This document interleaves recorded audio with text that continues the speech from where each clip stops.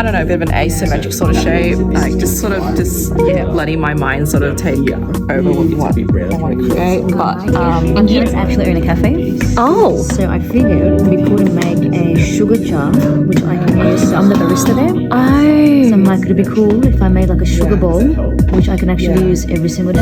Oh wow, what is happening here? I'm gonna put those around. Nice. Are you enjoying your day, Mel? I'm loving it. Yes, very calming. I love it. Hey. So I want to make like something to put lots of different size candles in. Nice. So a bit like that tray over there, but enclosed. Okay. So the candles don't fall off the edge. Yeah, because I have Christina, what masterpieces do you have going on here? I have a little pot for tea, which I'm ambitiously making a little lid. That's really lovely. Yeah, I kind of want to make. And originally it was a pot for plants that was going to sit in here.